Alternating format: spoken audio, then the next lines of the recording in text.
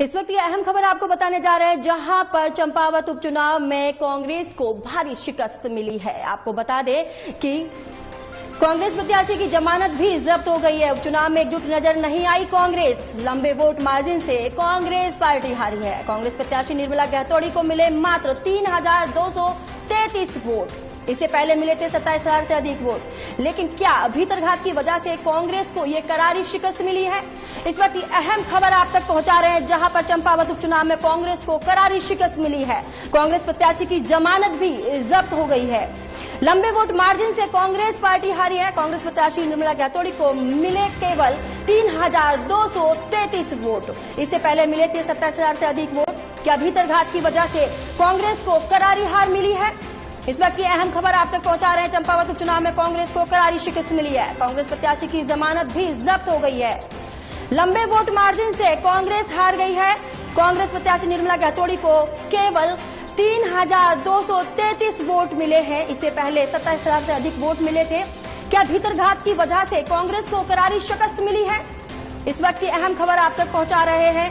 चंपावत उपचुनाव में कांग्रेस को करारी शिकस्त मिली है। कांग्रेस प्रत्याशी की जमानत भी जब्त हो गई है। उपचुनाव में एकजुट नजर नहीं आई है कांग्रेस। लंबे वोट मार्जिन से कांग्रेस हार गई है। कांग्रेस प्रत्याशी निर्मला गहतोड़ी को मात्र 3,233 वोट मिले हैं। इससे पहले 27,000 से अधिक वोट मिले थे। क्या भीतरघात की वजह से कांग्रेस को यह करारी शिकस्त मिली है? इस वक्त की अहम खबर आप तक पहुंचा रहे हैं, जहां पर चंपावत उपचुनाव में कांग्रेस को करारी शिकस्त देखने को मिली है। खबर पर ज्यादा जानकारी के लिए हमारे साथ कमल शर्मा जुड़ चुके हैं और राजीव महर्षि मीडिया कमेटी चेयरमैन भी हमारे साथ जुड़ चुके हैं। कहीं देखा जा रहा है कि कांग्रेस बुरी तरीके से हारी है, तो ये इस हार का उपचुनाव में फिर से बड़ा कारण क्या रहा है? क्या अंतर्कलह माना जाएगा इसे? अंजू कहे तो यहाँ पर चंपावत में उपचुनाव हुए, जहाँ राज्य के मुख्यमंत्री पुष्कर सिंह धामी चुनाव लड़ रहे थे। वहीं अगर कहें तो कांग्रेस की बात करें तो निर्मला गहतोड़ी वो चुनाव लड़ रही थी, पूर्व राज्य मंत्री थी यहाँ पर। तो कहीं ना कहीं अब सबसे बड़ी बात है कि हम लगातार देख रहे थे, कहीं ना कहीं हम खुद, क्योंकि उपचुनाव में वहां खुद गए थे हम चापा, तो वहां हमने देखा कहीं ना कहीं कांग्रेस में कि आपसी तालमेल की कमी दिखाई दी। क्योंकि जिस हिसाब से वहां पर राज्य के मुख्यमंत्री का चुनाव हो रहा था, भारतीय जनता पार्टी के लोग लगे हुए थे, सक्रिय वहां पर देख रहे थे, चुनाव प्रचार चल रहा था, वो स्थिति हमें कहीं ना कहीं कांग्रेस की नहीं दिखाई दी। क्योंकि हमने पूरे लगभग 4 से 5 दिन हम वहां पूरी विधानसभा में रहे, हम देखते रहे और हमने जब लोगों से बात करी तो हमें लोगों से बात से भी यही लगा। तो उन्होंने कहा कि हमारे लिए बड़े सौभाग्य की बात है कि राज्य के मुख्यमंत्री यहाँ चुनाव लड़ रहे हैं और जो कहीं ना कहीं जो चंपावत जो ये विधानसभा क्षेत्र है, कहीं ना कहीं विकास से पीछे पिछड़ा हुआ है। इसको कहीं ना कहीं और लगा, अगर सीएम यहाँ से जीतते हैं तो कहीं ना कहीं विकास यहाँ पर बढ़ेगा। पर अगर हम कांग्रेस की बात करते थे तो उन्होंने कहा कि अगर हम बात करें तो पिछले 2 चुनाव की बात करें, चाहे 17 की करें चाहे 22 विधानसभा की करें, तब भी कांग्रेस यहाँ नहीं जीती। भले ही यह है कि टक्कर बहुत हुई थी, लेकिन अब जब रिजल्ट आया तो देखने में आया जो कांग्रेस की जो कैंडिडेट थी निर्मला गहतोड़ी, उनकी तो जमानत ही जब्त हो गई और लगभग 3200 कुछ वोट पड़े वहां पर, जबकि पुष्कर सिंह धामी को 58,000 से अधिक वोट पड़े और 93% जो यहाँ पर वोटिंग जो इनके पक्ष में हुई है। तो वो एक कहा जाता है कि पूरे भारतवर्ष की अगर बात करें तो बड़ी ऐतिहासिक जीत है। इतने कभी भी जब उपचुनाव हुए कहीं भी जिसमें मुख्यमंत्री चुनाव लड़े, कभी भी 93% एक तरफा चुनाव नहीं हुआ, पर वो चंपावत में देखने को मिला। वहीं अगर कांग्रेस का देखा जाए तो कांग्रेस की स्थिति वहां ऐसी थी कि जैसे एक तरह से बस फॉर्मेलिटीज पूरी करनी जा रही है, चुनाव नहीं लड़ा जा रहा है। तो वही स्थिति अब जब देखने, माफी चाहूंगी बीच में इंटरप्ट कर रही हूँ। इसी खबर पर ज्यादा जानकारी के लिए हमारे साथ राजीव महर्षि जी भी जुड़ चुके हैं। पूछिए, आपका सवाल क्या है उनसे। राजीव जी नमस्कार। नमस्कार जी।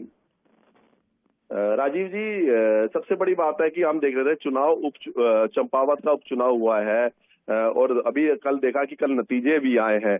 स्थिति हमने देखी जब 2022 का चुनाव हुआ था वहां पर, उस समय निर्मला गहतोड़ी नहीं लड़ रहे थे, अन्य दूसरे आपके प्रत्याशी थे वहां पर, तो स्थिति बहुत बेहतर थी वहां पर। कांग्रेस देख रहे हैं और एक बहुत बड़ी टक्कर हुई थी, लगभग 6-7 हजार से भारतीय जनता पार्टी जीती है। लेकिन अब हम वहां स्थिति देख रहे हैं, क्योंकि हम खुद उपचुनाव वहां पर चंपावत में गए थे, कि अब स्थिति ये हो गई है सिर्फ 3233 वोट और 93% जो वोट है वो भारतीय जनता पार्टी को मिला और लगभग 24-25 हजार वोट कांग्रेस को कम मिला है। ये क्या कारण रहे? ऐसी स्थिति क्या है? कांग्रेस एकजुट होकर चुनाव नहीं लड़ी या क्या कारण है, या आपने जो कैंडिडेट था वो वीक था, इतनी स्थिति कांग्रेस की क्यों खराब हुई है? देखिए, मैं आपको बता देना चाहता हूं, ये चुनाव मुख्यमंत्री धामी ने नहीं लड़ा, ये चुनाव सत्ता से जुड़े हुए प्रशासन और शासन ने लड़ा।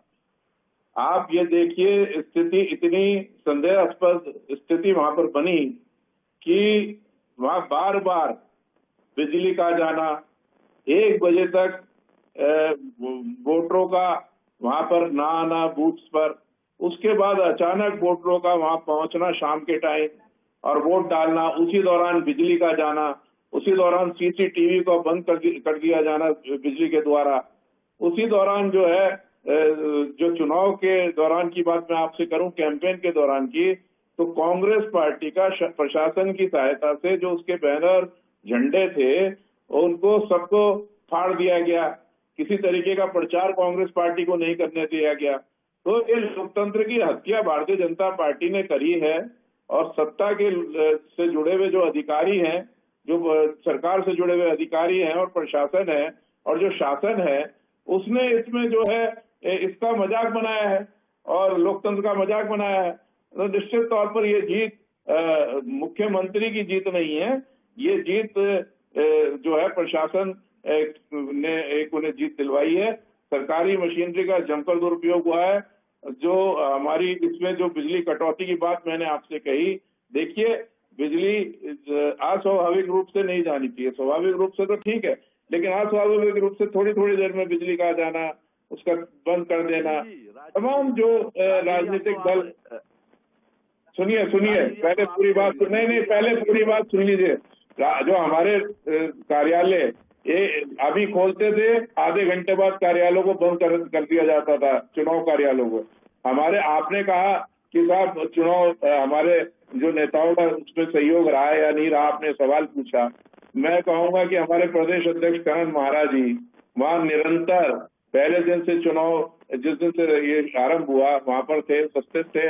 यशपाल आर्य जी वहां उपस्थित थे, हरीश रावत जी वहां उपस्थित थे, प्रीतम सिंह जी वहां गए, तमाम लोग जो है वहां पर, हमारे वरिष्ठ नेतागण, हमारे प्रदेश प्रभारी देवेंद्र यादव जी वहां पर रहे, सभी लोग वहां पर रहे, हमारे अन्य कार्यकर्ता, हमारी ज्योति रौतेला, हमारी महिला कांग्रेस की अध्यक्ष, ये लंबे अंतराल के लिए सब लोग वहां पर 20-25 दिन रुककर उन्हें चुनाव लड़ाया। तो ये कहना कि कांग्रेस ने चुनाव नहीं लड़ा, निश्चित तौर पर लड़ा है, लेकिन हमें ये कहने में बिल्कुल गुरेज नहीं है कि ये चुनाव प्रशासन ने लड़ा है, शासन ने लड़ा है, ये चुनाव मुख्यमंत्री ने नहीं लड़ा है। राजीव जी, अभी आपने लगातार ये कह रहे हैं प्रशासन शासन लड़ा, या वहां तो क्या इसका मतलब यह है क्या कहीं मशीनों में कोई गड़बड़ी करी गई, या प्रशासन शासन के लोगों ने वोट डाल दिए? बल्कि हम तो जब वहां कुछ चुनाव में थे तो भारतीय जनता पार्टी के लोग कहना था, देखो आपको कहीं लोग दिख रहे हैं जो कांग्रेस के लोग, आज जिनका आप नाम ने लिया है, वो कहने के वो लोग जरूर आए थे यहाँ पर वो पिकनिक स्पॉट बनाया, एक आध दिन के खाया पिया और चले गए। कोई उन्होंने प्रचार के नाम पे कोई काम किया, ना कोई जनसभा करी, ना कोई जनसंपर्क किया। वो लगातार कह रहे थे कि कांग्रेस के लोग यहाँ आए और सिर्फ यहाँ पर पिकनिक मना के चले गए, कुछ उन्होंने ध्यान नहीं दिया। उन्होंने कहा प्रत्याशी को उन्होंने एक अकेला छोड़ के चले गए। करण महाराज जी, यशपाल आर्य जी और हरीश रावत जी ने किसी प्रकार से, ये जो आप पिकनिक वाली बात कर रहे हैं, इस पर मुझे आपत्ति है। उन्होंने गांव जाकर, गली गली जाकर प्रचार किया है, door to door campaign. Pradeep Tamta ji जो हमारे राज्यसभा के सांसद हैं, उन्होंने डोर टू डोर कैंपेन कई दिनों तक, जो हमारी ये प्रत्याशी थी निर्मला गैतोड़ी जी, उनके साथ मिलकर किया है। और तमाम जो है ये लोग वहां पर सारे लोग उपस्थित थे, गंभीरता से चुनाव लड़ा गया है। आपने कहा ऐसा क्या हो गया, तो मैं आपको ये बता देना चाहता हूं कि शासन प्रशासन ने ही इसमें गड़बड़ करी है।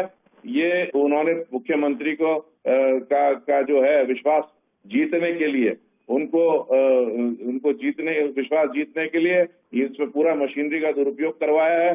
हम सीधा आरोप हम चाहते हैं कि हमारे कल प्रदेश अध्यक्ष श्री करण महाराज जी ने कहा कि हम इसकी एक रिटायर्ड जज से जांच चाहते हैं इस चुनाव की।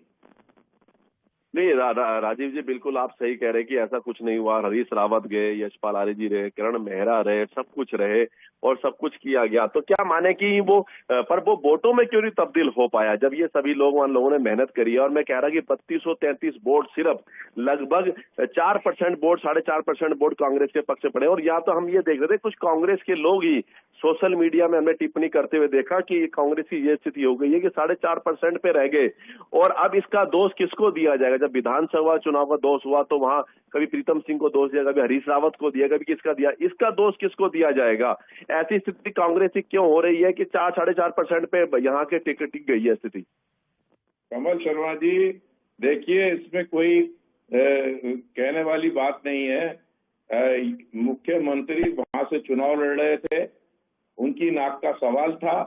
उन्होंने उनके निर्देश अधिकारियों को थे, उनका शासन प्रशासन को निर्देश था कि जिस चीज की आवश्यकता वहां जिसको पड़े, करोड़ों रुपया बड़ी तादाद में पैसा खर्च कर वो चुनाव लड़े हैं।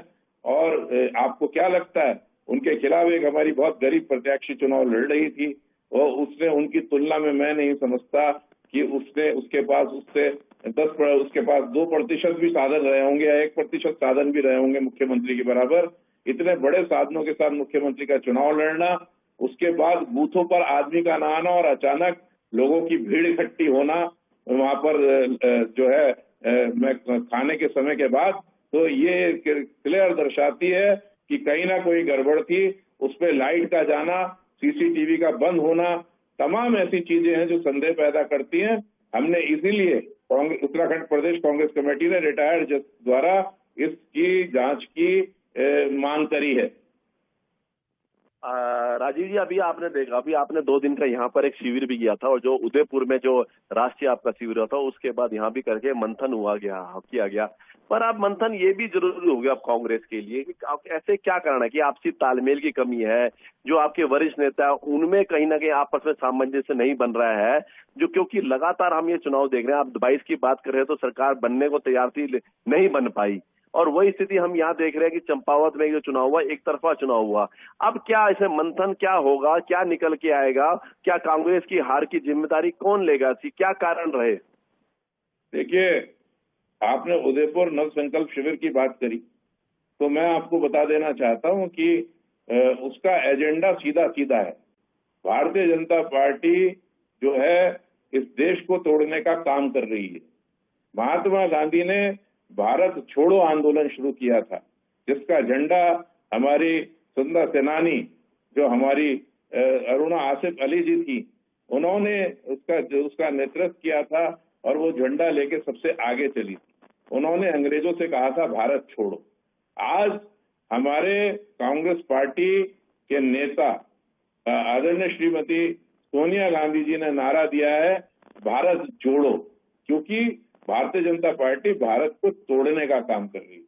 इसलिए हम भारत को जोड़ना चाहते हैं, तमाम समाज को ये बांटने का काम कर रहे हैं, और ये उस धार्मिक उन्माद को फैलाकर जो है उसका राजनीतिक रूप से फायदा ले रहे हैं, उसका बेनिफिट उठाना चाहते हैं। हम इन तमाम चीजों का विरोध करने के लिए हमने ये मंथन किया था। हमने बहुत अच्छी उसकी रूपरेखा बनाई है। अगले 2-4 दिन में आपको जो है जो हमारा जो उसके हिसाब से जो हमारा एजेंडा तैयार हो रहा है वो आपके सम्मुख आ जाएगा। आपको कांग्रेस की कार्यशैली में यदि कहीं कोई दिक्कत होगी वो बदलाव भी दिखाई देगा। और लेकिन मैं आपको बता देना चाहता हूँ, मोटी बात यही है कि भारतीय जनता पार्टी समाज को जो है फिरकाप्रस्त जो ताकतें हैं उनको बढ़ावा दे रही है, और वो लोग समाज को बांट रहे हैं। वो एक समुदाय विशेष को भी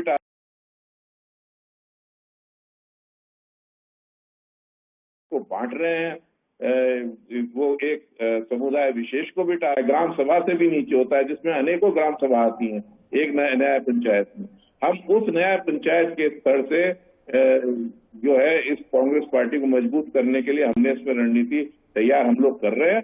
आने वाले समय में ब्लॉक से लेकर राष्ट्रीय स्तर तक आपको, न्याय पंचायत से लेकर राष्ट्रीय स्तर तक आपको कांग्रेस पार्टी की जो मजबूती है उसकी झलक आपको दिखाई देगी, और तमाम जो हमारी कार्यशैली है वो आपके सम्मुख हम लोग प्रस्तुत करेंगे। तमाम जानकारी देने के लिए आप दोनों का बहुत बहुत शुक्रिया। तो देखा जा रहा है कहीं ना कहीं कांग्रेस को चंपावत उपचुनाव में करारी शिकस्त देखने को मिली है, वहीं सीएम धामी ने अपना परचम दोबारा से फिर से लहरा दिया है। अब